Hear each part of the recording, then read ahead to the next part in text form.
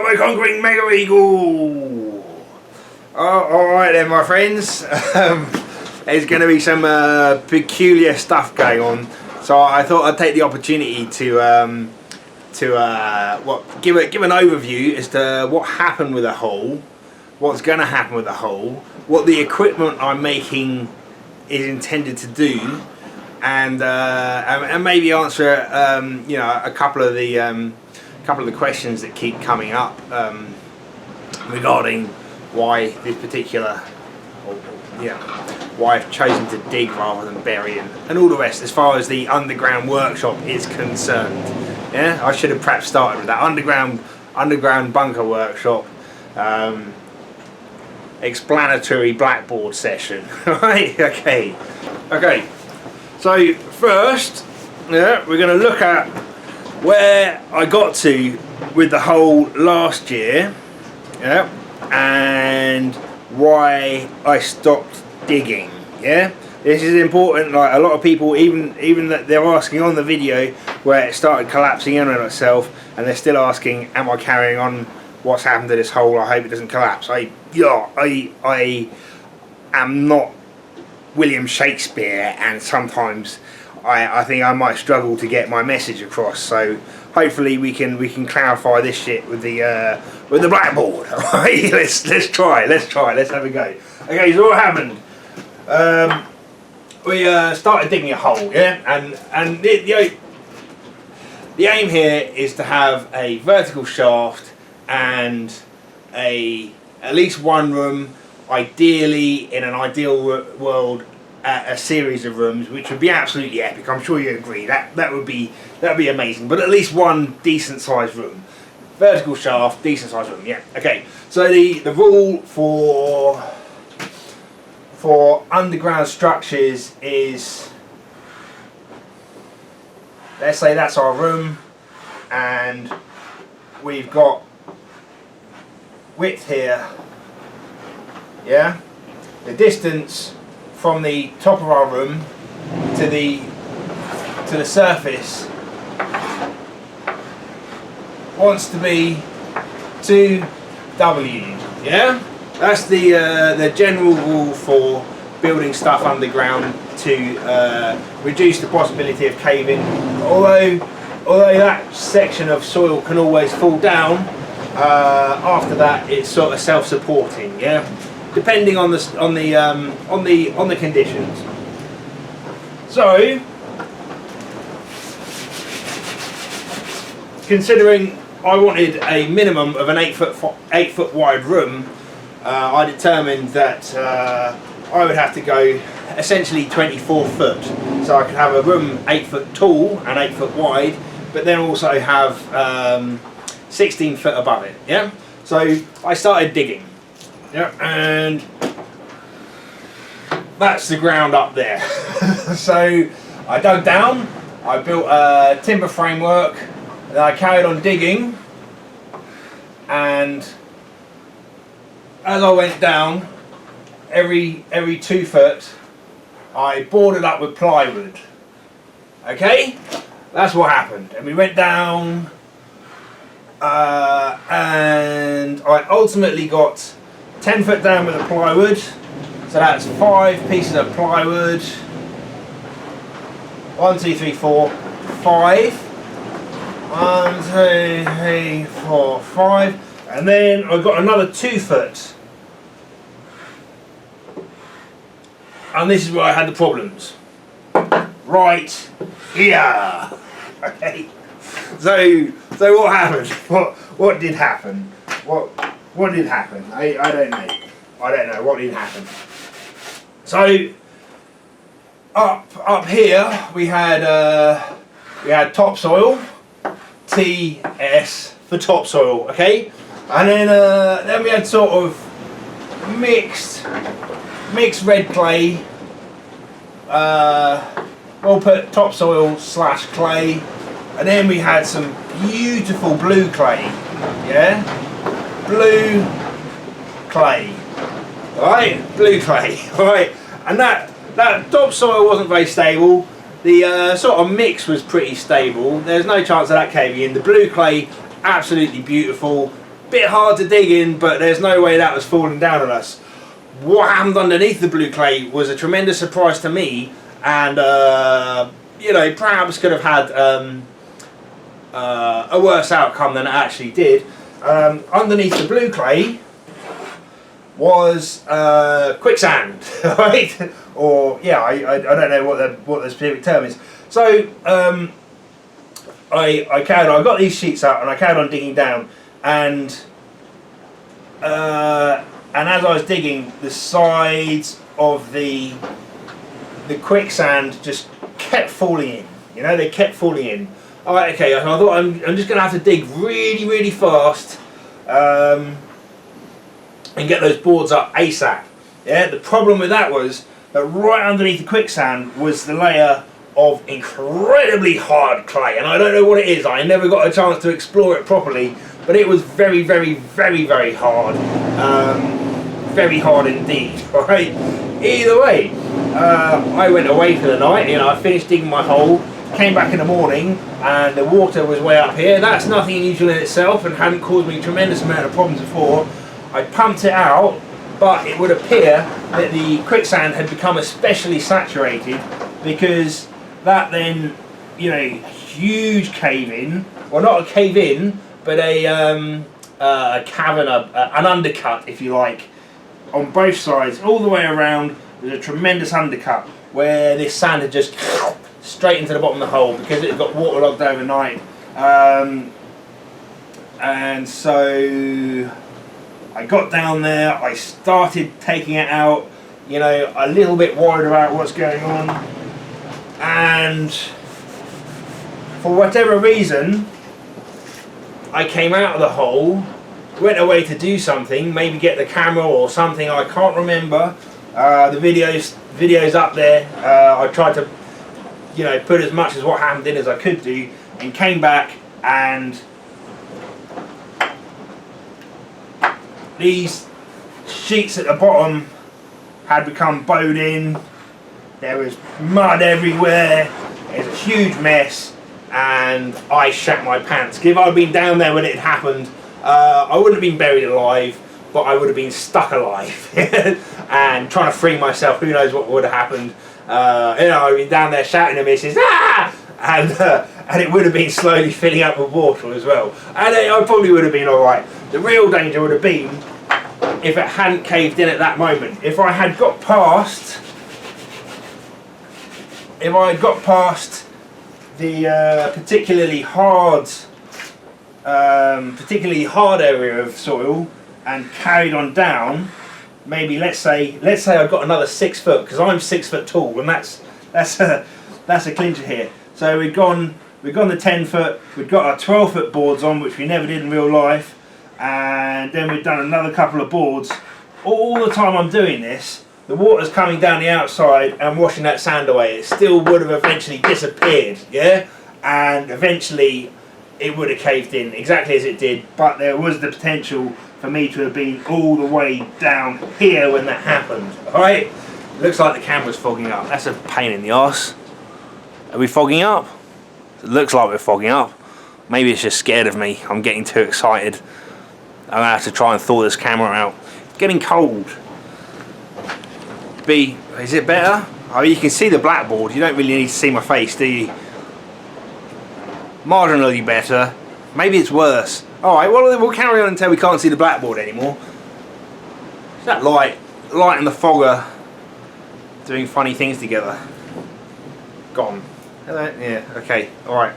So, that was the mode of failure of the original hole, yeah? And,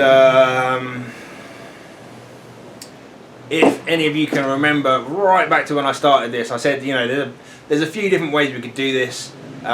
This to me seemed like the easiest way of doing things. If it had all worked and I hadn't got buried alive, what I would have done is basically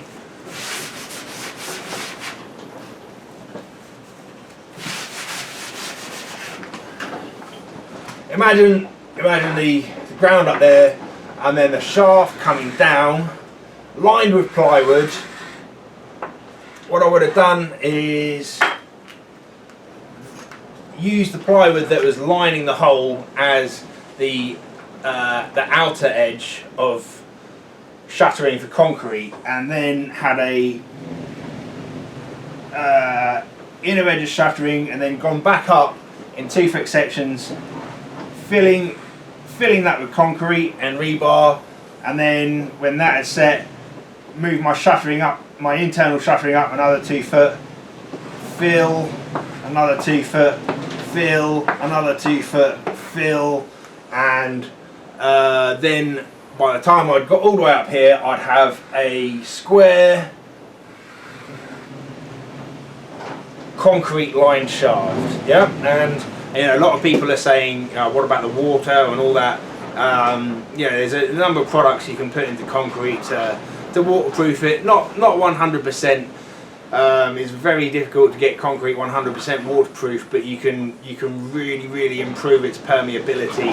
And concrete's nowhere near as porous as brick anyway, or just cheaper brick. You can get better brick, but that was the aim basically. But at the time when I introduced this product, I did say that, you know, should we come into difficulty, there's a number of different ways we can do this. So I think there's only really 2 sensible ways we can do this, and this one we've ruled out. So that just leaves the method pioneered by Mark Brunel, digging his Thames tunnel. All right. Okay. I believe this is known as Casean construction or something like that. But what Mr. Brunel did, senior, he was struggling to dig a tunnel under the Thames due to the amount of quicksand, yeah, and so the idea he came up with was to construct. Here's the ground, and he made a big iron ring. Yeah, this is a cross section of the ring, so it's round. Okay, but it's got a cutting edge at the bottom. And he built, well, he didn't do it, it was probably a bunch of Irish navvies that did the building, a brick structure on top of his iron cutting ring, yeah? And then he sent blokes inside to excavate, and with the weight of the brick and the excavation being carried out underneath it, the whole structure sank down, yeah? Making a beautiful tight fit as it went. So he then ended up with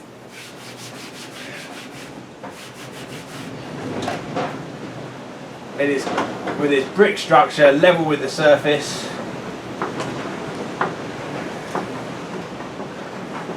and the cutting edge down there, and then he carried on building more brick.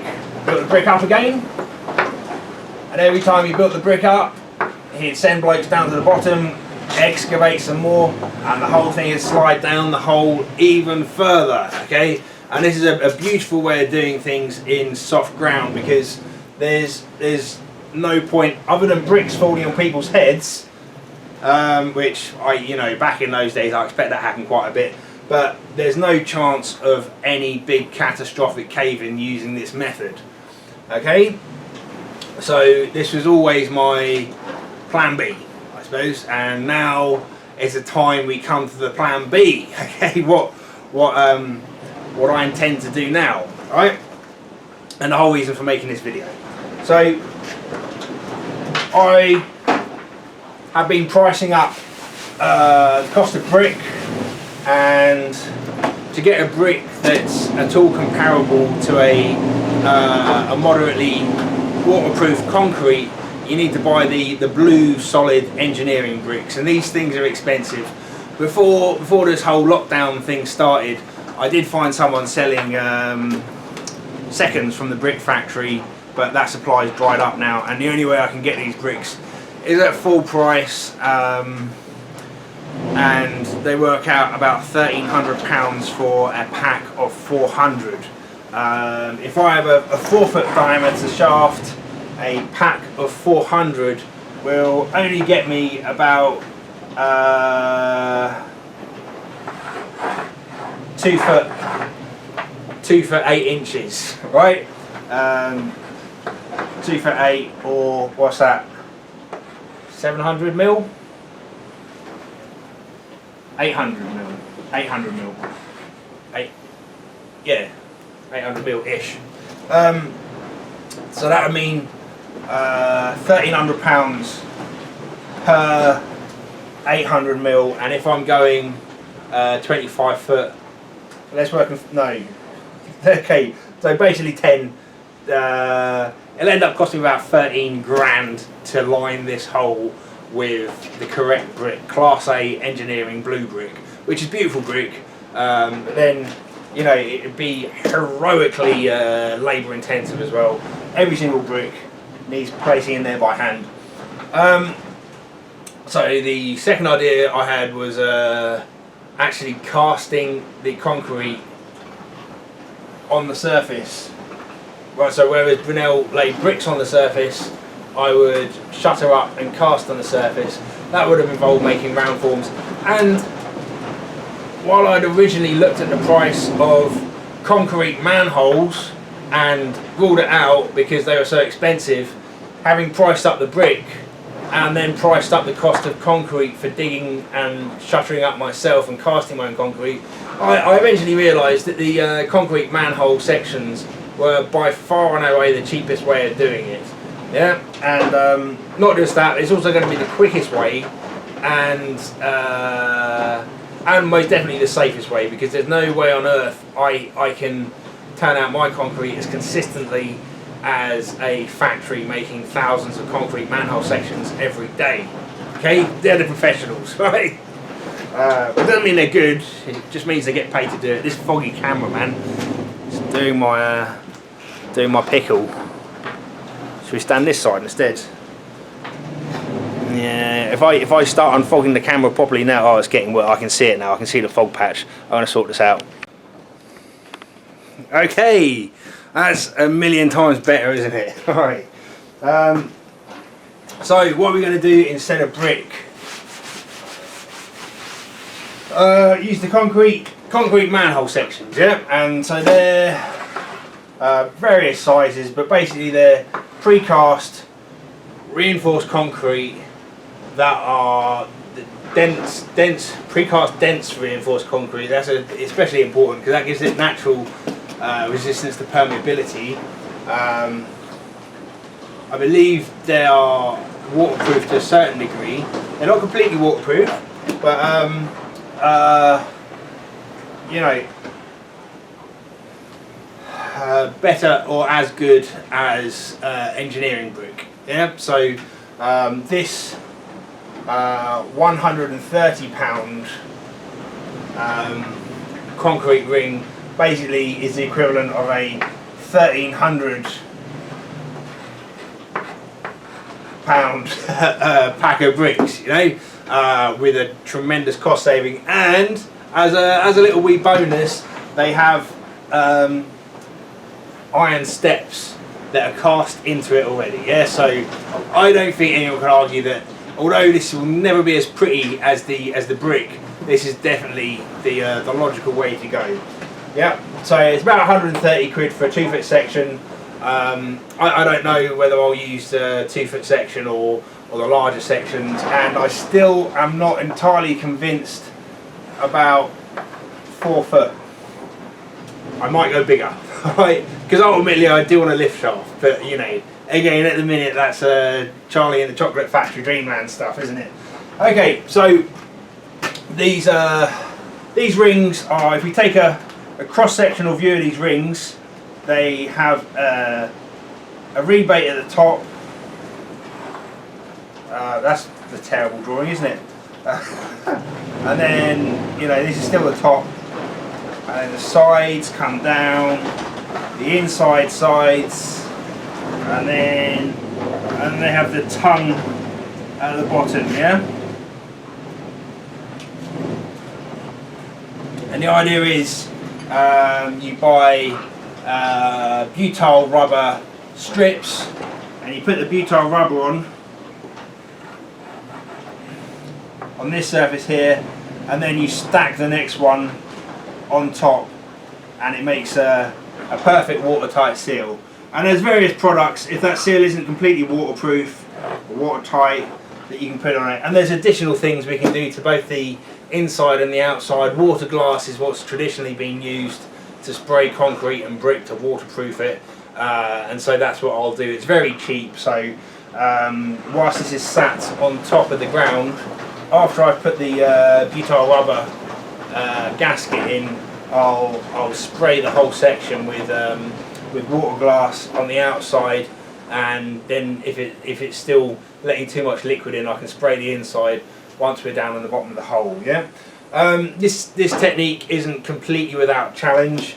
I do try and focus on the immediate challenge, which is sinking the shaft, but we've always got to take into account any following challenges that may impinge on the previously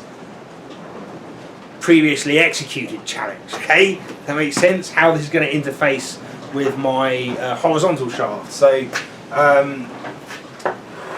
if we've got a great big shaft that's made out of these 2 foot tall, let's say, rings, I'm going to need a door at the bottom of this shaft, aren't I? So my intention is to sink the shaft and then put a decent chunk of concrete right at the bottom, and I was going to drill all the way through and put rebar into the soil, and that should hopefully stabilise the shaft and stop it trying to sink anymore. I don't know what the ground's going to be like 25 foot down, so it might be that I start hitting shale stone, which is what the geo-survey maps show in this area. It shows shale stone anywhere from 16 to 30 foot, I think, so the chances are I should hit it, but I'm on a localised high spot here, so there's a possibility I might never get down that far. Yeah. So a concrete ring is ever so strong. It gets its strength from its shape, doesn't it? So there's tremendous resistance to resist forces coming from the sides, just because it's cylindrical. Yeah. However, if I cut a door in order to make a shaft, I put myself at tremendous risk of the bottom 3 rings collapsing in on me, which would be horrific. That would be instant death situation. So obviously when I do that, I'm going to have to brace the insides, and then before I take that bracing down, I will need to have a steel door frame ready to slot into that hole, and then I can start working horizontally. Yeah, and I am of course thinking ahead, not too much but enough, because again, I don't know if I'm in shale stone. The method I use for going horizontal will be very different to if I'm in quicksand, for instance. Yeah, and if worst case scenario I'm in quicksand at that depth, I will again do exactly what Mark Brunel did, and he built a digging shield, he called it, and it's still a technique in use today. I'm not sure what the common modern term is, but it's essentially a method whereby let's say I have the edge of my shaft here and a doorway, and I have to excavate a foot out that way, yeah, and that's safe. Anything under an arm's length is considered safe. I'm not sure I'd trust that, so I'll work to a foot either way, and then I'll build a steel frame outside of the hole and take it down there in pieces and erect it in this excavated area. The steel frame will resemble the shape of my passageway. Oi! Okay.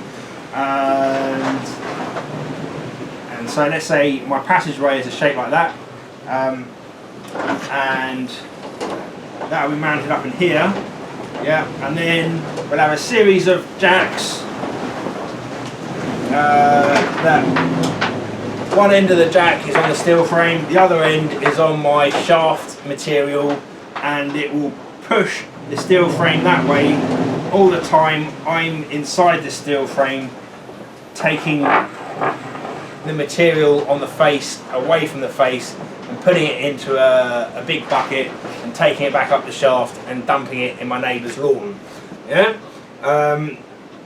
That was Brunel's digging shield. He was the first to do it, and it worked. That worked underneath. He was basically going through the silt of the Thames with that thing, and he did have 1 or 2 cave-ins. I mean, he actually caught some horrible diseases from having Thames water flood into his lungs, and very narrowly got killed.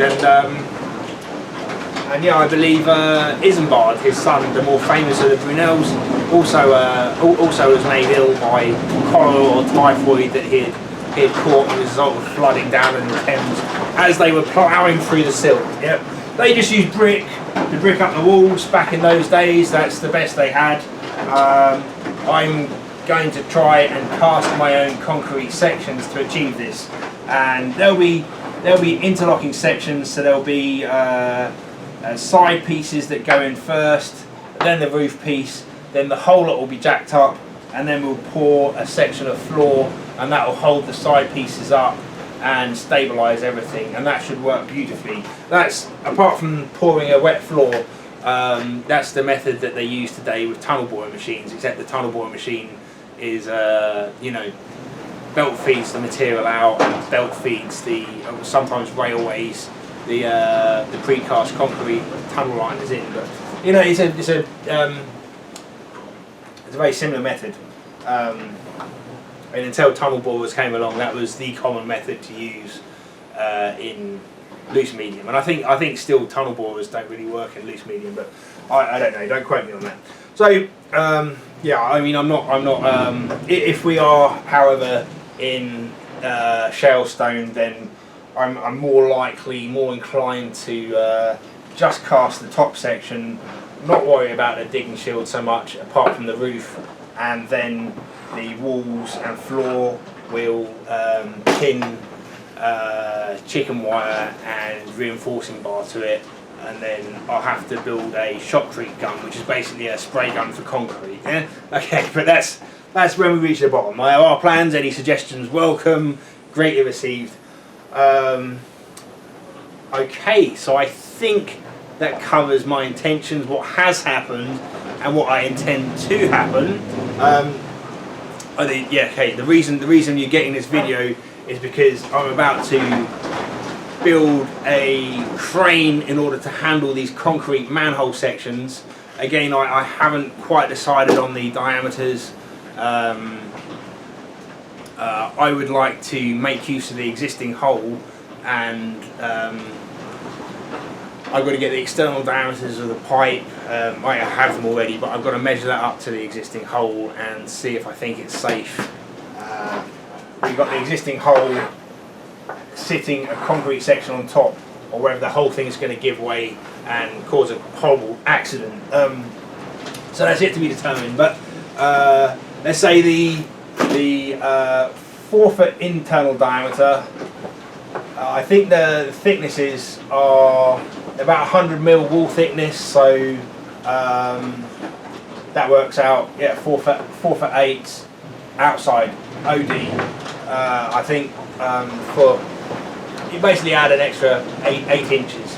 So that's not going to give me a huge amount of overlap over the existing hole, which is the reason I'm thinking about going even larger. I don't really want to go even larger, but it would mean more safely being able to use the hole. Although, having said that, the larger ones are you know, much heavier. The weight of the pipe goes up exponentially, I suppose. So yeah, we're about to build a very peculiar crane, and in order for you to enjoy the construction of the crane more, I figured I'd show you why we're going to be handling concrete pipes. And because I won't be able to use the gantry crane that I've already built to hoist the muck out, because that'll get in the way of my concrete pipes, I'm going to incorporate a small hoist into the large crane to handle the buckets of muck coming out the hole. Yeah, so the brief for the crane is basically lift 1300 kilo.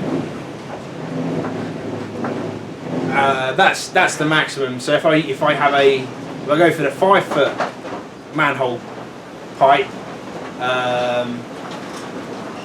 with a 700 crikey. So it's 1.5 meter ID by 700 equals 1300 kilo. Right, that's all metric, I think. Yeah, okay. Right, sorry for the imperialists.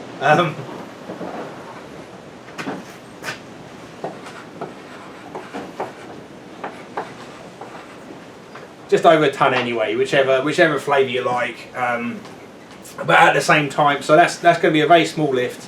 I'm only going to need to lift this pipe about a foot to get it on top of the other pipe, which should by then have sunk into the soil. Yeah. But I also want this crane to double up as a bucket hoist, which will have to have a line at least 25 foot long. Well, longer than that because it will be plus the height of the crane, and it will have to be high enough to get my bucket, which I want to reuse because I like that bucket, to empty into the back of the dump truck. So also buckets at let's say 200 kilo. It's never that much. It's never that much, but we'll you know, safety margin because we don't want the thing landing on our head. 200 kilo, 30 foot. God, I'm confusing everyone here. So 200 kilos, 30 foot depth, as well as 1300 kilos, 1 foot depth. You know, and I'm basically envisaging an A-frame. Wheel there, and then the scrap man traded me an old power barrow. I don't know if any of you have seen them. It's weird how these things happen. I start building a dump truck, the scrap man comes with a power barrow. He goes, "Oh mate, I know you like this sort of thing.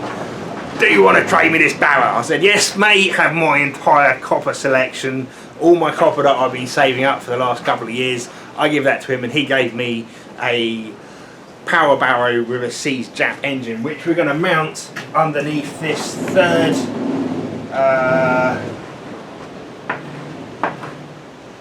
leg of the crane. We'll tie these legs together and we'll need a boom that comes out, but you know, either way you'll see that take shape.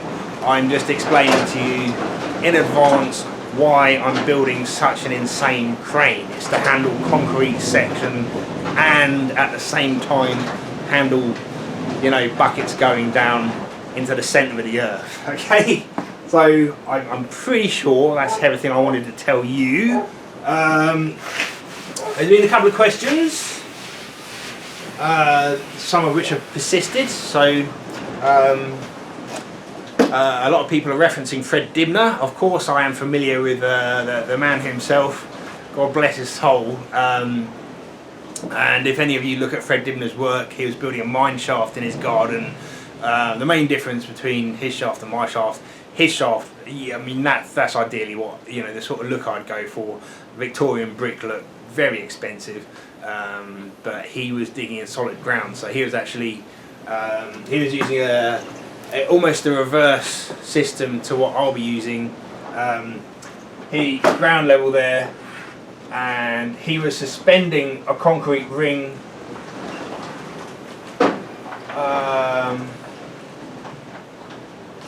I can't remember how that concrete ring was suspended. Can't remember. But then he'd build up brick from that concrete ring, and then put steel bars, steel spikes into the ground. Build up the brick, build up the brick, build up the brick, build up the brick, build up the brick, build up the brick, build up the brick, and then the steel spikes into the ground, hold that brickwork there, and then excavate a little bit further and drop the concrete ring, drop the steel ring, the iron ring, down to the bottom again, and build up again, build up again, build up again, steel spike into the into the surrounding soil, build up, and so he'd end up with a great big tunnel. But he was building from the bottom up in 3-foot sections, yeah. And the brick, once it is pinned in place, never moved. So you can see that'll only work in solid ground. That was more commonly a mining technique, and you know, mining normally takes place in rockier areas, I suppose. And if it's not rocky, then they'd scrape away the soil until they got to the rock before sinking the shaft and that. You know, that's what he did. So that's the Fred Dibner angle. That's why I'm not doing anything quite like that, because we're in completely different environments. A lot of people have asked about just burying a room and then you know, so a shipping container, that's the one people have seen the most of, and yeah, definitely it's a really quick, easy way of doing it, depending on how deep you want to go. Mr. Colin Furs put his, it wasn't a shipping container, he just made a steel room. He dug a hole, hit bedrock, didn't go into the bedrock, so had an excavation and then put a steel room there, and then basically welded some rebar, I think, and some other bits to it, and backfilled it with concrete. So the whole thing was concreted. Then he had, you know, a little bit of earth on top, and then he's got grass growing on his, yeah, and excellent. That's definitely the quickest way to go. But I suppose there's two aspects to that. First off, if you wanted to go deep, you're going to struggle, and you're going to have to excavate a hole that's always wider than its depth, I suppose. Otherwise, you know, the sides will be forever falling in. So down at 25 foot, you're going to need specialised digging equipment, or you need to get the digger into the hole to dig it, and then a crane to crane it out. I mean, that's outside the scope of what I can do in my garden, because I'll end up turning the entire garden into a hole just to get a relatively small box down to 25 foot. Why 25 foot? I don't know. That's the other side of this is I you know, most of the stuff I do because personally I want a challenge, okay? Like cutting splines on the dump truck drive shafts, you know, that's something I could have bought, would have made my life so much easier, but you know, having achieved that, and that's something everyone should aim to have in their life. Not everyone. Take that. I don't fucking care what you do. Okay, as long as you're happy. Yeah, but a challenge makes me happy. So there's the challenging aspect of it, and there's also the possibility that if everything goes well, and you know, I'm still enjoying digging holes in a year's time, then I might want to make this bigger. And if I've already concreted myself into a hole, there's no way I can ever expand it. And that, I mean, my ultimate aim. Let's just dream for a minute. Ultimate aim is to build this, build a shaft, yeah, and make a passageway. And I know what direction I'm going to go in that passageway, because it's, if I head in that direction, I can then build another shaft, yeah, right, and then have rooms coming off between the two shafts, yeah. So that gives me an escape, and it also means that if I was to potentially build a tower on this one with a vent at the top, well, not at the top, and then a wind turbine at the very top, then I could have a passive ventilation system, which is the holy grail of all underground structures, yeah, because you do need air going through at all times, and you can't really achieve that. I mean, you probably could achieve that. I've got a very large shaft, so thank you. But it's far easier just to have you know, the ventilation going in one direction. Yeah. And then, but either way, even if I don't get that far, I'm still going to have a shaft and at least one room. But then I'll build my new workshop, because this workshop is falling into the ditch.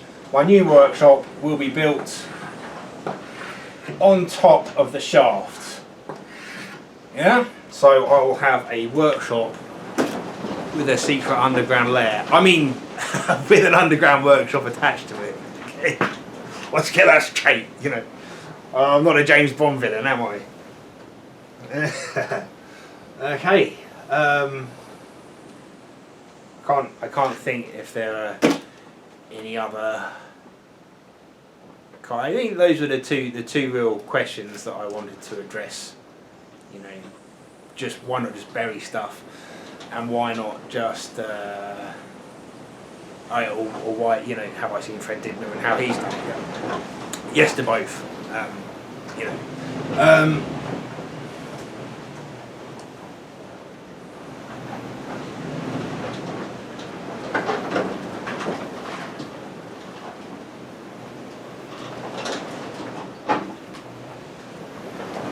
So, I can't think of anything more I need to add, or want to add, or feel I should add, or am inclined to add, other than thank you for making it this long, folks. I hope I've satisfied anyone's curiosity, and perhaps if I'm asked questions in the future, I'll be reverting people back to this video to explain my exact thought process, because that's the, you know, it's important for me that you lot understand my thought process, otherwise I'll get sectioned and put in a straitjacket. Alright, and you've been watching Turbo's whole seminar, and thank you very much for joining us. The next TEDx talk will be, no, can you imagine? God, I'd make it amazing. TEDx, what would I talk about? Tits and arse. Tits and, yeah, no, just joking. I'm not really vulgar. And apologies for the cock and balls at the beginning. My childish nature, that's all it is. That's all it is. Okay, that's it. We're gonna, I've got to build a shed, a quick shed, to put a load of stuff in to get it out of the way. I've got 10 ton of crushed concrete coming. I'd hope to do the majority of this digging in the summertime, but that's not happened. It's bloody windy and rainy outside at the minute, so I've just got to cover the area in crushed concrete so I don't end up slipping and falling down the hole, make it a bit safer. And I've got to build the crane, obviously, which hopefully will be either the next video or the video after if I'm building the shed. I don't know, whatever comes first. All right, but then we'll once I've got the crushed concrete down, I can order the pipe up, sit that on the crushed concrete, and my crane will have to have far less off-road ability in order to pick the pipes up if it's only got to run over crushed concrete. Yeah. Okay. All right. Take care, folks. Thank you for hanging out. You know, making it this far, if indeed you have. No offence to anyone. No offence taken from anyone who couldn't stand. I don't know, half an hour of me rambling on about shit. But for those of you that are interested, thank you very much, and I shall see you again shortly. All right. Bye bye.